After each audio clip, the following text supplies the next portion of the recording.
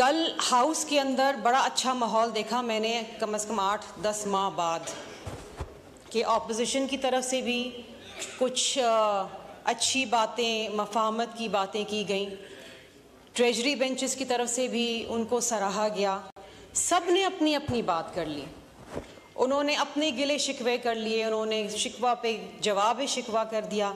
लेकिन unfortunately madam, यहाँ अवाम के जो मसाइल हैं उसकी बात बहुत कम होती है। मैं जब सिंध असम्बली में थी तो मुझे लगता था कि जब मैं नेशनल असम्बली में जाऊंगी तो मैं बहुत अहम किरदार अदा कर पाऊंगी, क्योंकि ये वो ऐवान है जहाँ पर कानून साजी होती है, जहाँ पर अवाम के मसाइल होते हैं, जहाँ पर लीडरशिप बैठती है, सुनती है। अब अगर मैं यहाँ सिंध की नुमाइंदगी करते हुए खड़ी हूँ और बात कर रही हूँ तो सामने के सारे बेंचेस खाली हैं। वज़ीर आते हैं गिने चुने, इक्का दुक्का, अपने कोई बिल लेकर आते हैं, वो बिल जैसे ही पास होता है वो चले जाते हैं। यहाँ बात किसको सुनाएं हम, बात किसकी करें हम? Who is there to listen? कौन, अगर हम बात करते भी हैं तो उसका हासिल वसूल क्या है? क्या उसके ऊपर कभी कोई अमलदारी होती है? नहीं होती मैडम। हमने 10 साल 16 दिसंबर को पेशावर के उस भयानक सानिए में जिसमें 130 से ज़ायद बच्चे शहीद हुए, हमने 10 साल की वो एनिवर्सरी इस हाउस के अंदर मनानी, सब ने उसके ऊपर बातें करी। वो ज़ख्म मैडम आज भी ताज़ा हैं। वो किसी के बच्चे थे, वो घर उजड़ गए, लेकिन उसके साथ साथ जो बच्चे जिंदा हैं इस मुल्क के अंदर, हम उनके लिए क्या कर रहे हैं? मेरा दिल दुखता है जब मैंने कल पढ़ा कि पारा चिनार के जो डिस्ट्रिक्ट हेडक्वार्टर हॉस्पिटल के जो एमएस हैं, उन्होंने बताया कि 29 बच्चों की अमवात हुई है क्योंकि बर वक्त दवाइयां वहां पर नहीं पहुंच सकी। ये सिर्फ बच्चे हैं, ये वो बच्चे हैं जो खेलते कूदते बच्चे थे, बीमार हुए, माँ बाप अस्पताल ले गए, लेकिन वहां से लाशें लेकर आए। आप सोचें कि वो कर्ब क्या होगा कि मेरा बच्चा अस्पताल में है और मेरी कोशिश है, दुआएं कि मेरे बच्चे की हालत बेहतर हो जाए, लेकिन सिर्फ इस वजह से मेरा बच्चा मर जाता है कि वहां पर पिछले 70 दिन से रोड बंद है और सूबाई हुकूमत कुछ नहीं कर रही, वहां पर मेडिसिन नहीं पहुंचा रही। और अगर सूबाई हुकूमत का ये काम है कि वो अपनी पूरी अपरेटस लेके, अपनी पूरी मशीनरी लेके, सिक्योरिटी अपरेटस लेके, पूरी एडमिनिस्ट्रेशन लेके इस्लामाबाद पे कब्जा करने आए, अगर ये उनकी प्रायोरिटी है तो खुदा के वास्ते फेडरल गवर्नमेंट तो इंटरवीन कर ले। ठीक है, सेहत का शोबा डिवॉल्व हो चुका है, लेकिन अगर सूबाई हुकूमत अपना किरदार अदा नहीं कर रही, मैडम, हम अपने एटमी असासे किस तरीके से बचा के रखते हैं? हमने छुपा के रखे, फौज बैठाई हुई है उसके ऊपर। हमारी जान से ज्यादा कीमती हमारे एटमी असासे, हमारे एटमी असासे। ये बच्चे इस मुल्क के असासे, इस मुल्क का मुस्तकबिल है, आप उनको मार रहे हैं। खुदा के लिए कोई यहाँ पर फेडरल गवर्नमेंट का इंसान, कोई वजीर, कोई मुशीर, कोई पार्लियामानी सेक्रेटरी नोटिस ले, वहां दवाइयां तो पहुंचा दे। और एमएस वहां का रो रो के इल्तिजा कर रहा है कि इस वक्त भी बच्चे वहां पर जेरे इलाज हैं लेकिन दवाइयां नहीं हैं, तो खुदारा कोई तो दवाइयां पहुंचा दे। दूसरी तरफ आप देखें मैडम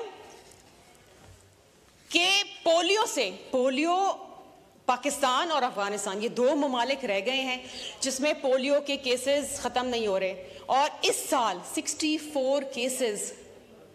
मैडम, हम अपने बच्चों को पोलियो से नहीं बचा पा रहे हैं।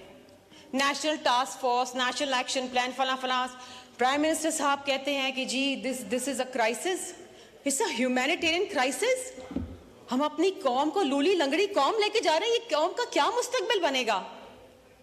हमारे पोलियो के वर्कर्स के ऊपर गोलियां चल रही हैं, पुलिस एहलकार शहीद हो रहे हैं। कितना बड़ा ये काम है कि जनाब आप हाई टारगेट एरियाज के ऊपर फोकस करें, आइडेंटिफाई करें, देखें कि यहां पर है 26 केसेस बलूचिस्तान से निकले इस साल। क्यों ये सारी फौज लगा दें बलूचिस्तान के अंदर और बच्चों को पोलियो के ड्रॉप्स पिलाएं? ये काम हमारा, ये काम रियासत पाकिस्तान का है। आपने अपने बच्चों को बचाना है। आज एक बड़ा इंपॉर्टेंट कॉलिंग अटेंशन लगा था लेकिन डेफर हो गया, लेकिन मैं उस पर बात करना चाहूंगी। मैडम आपको पता है 2000 ऑर्डर है, प्लीज अपनी कंक्लूड करें। मैडम मुश्किलों से तो 8 दिन बाद बात करने का टाइम मिला है, उसमें भी मैडम आप तो खातून हैं, आप समझती हैं, मैं समझती आप एक माँ भी हैं और आप समझती हैं कि क्या ये तकलीफ दे बात है। मैडम 2024 की जो यूएस स्टेट डिपार्टमेंट की रिपोर्ट है ना, ट्रैफिकिंग पर्सन्स रिपोर्ट, उसमें ये कहा गया है कि पाकिस्तान से ह्यूमन ट्रैफिकिंग हो रही है और उस ह्यूमन ट्रैफिकिंग के अंदर ज़्यादातर जो लोग हैं वो ख़वातीन और बच्चे हैं।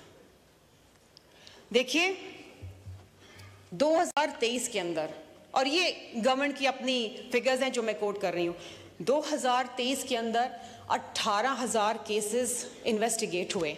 अब ये हाल देखें आप ह्यूमन ट्रैफिकिंग के, जिसमें majority were girls and children, और उसमें से सिर्फ 6,000 प्रोसिक्यूट होते हैं, सिर्फ 6,000, और कन्विक्शन कितनी होती है? सिर्फ 10 केसेस के अंदर कन्विक्शन होती है।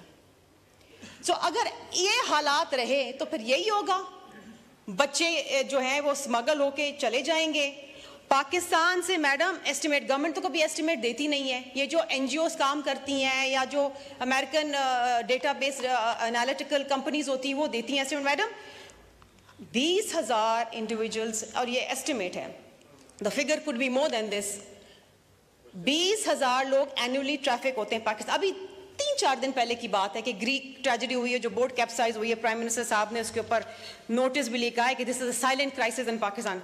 मैडम आपको पता है कि पिछले साल लाहौर के कोर्ट के अंदर एक मुकदमा चल रहा था और उसमें FIA ने खुद इस बात का एतराफ़ किया है कि इस साल 40,000 लड़कियां, बच्चियां ह्यूमन ट्रैफिकिंग के अंदर हैं। ये खुद FIA एतराफ़ कर रही है। और मजे की बात यह है कि जब क्रैकडाउन होता है कि तो FIA के अपने एहलकार पकड़े जाते हैं इसमें मुलव्विस। और दूसरी जो तकलीफ दे बात है मैडम, नहीं मुझे प्लीज बात करने, पॉइंट ऑफ ऑर्डर है ये, पॉइंट ऑफ ऑर्डर है मैडम, मुझे पता नहीं अगली दफा मौका कब मिलेगा मैं सारी बातें तो कर लूं, लेकिन एक और भी लेकिन यहाँ जवाब देने के लिए मैडम कौन है? मुझे कोई जवाब तो दे दे कि खुदारा कोई पारा चिनार के अंदर दवाइयां पहुंचाएगा अस्पताल को। पोलियो के ऊपर ये हुकूमत क्या कर रही है, ये जो ट्रैफिकिंग हो रही है इसके ऊपर क्या हो रही है मैडम? ये बहुत सारे मुश्किल बड़े संजीदा मसाइल। Thank you.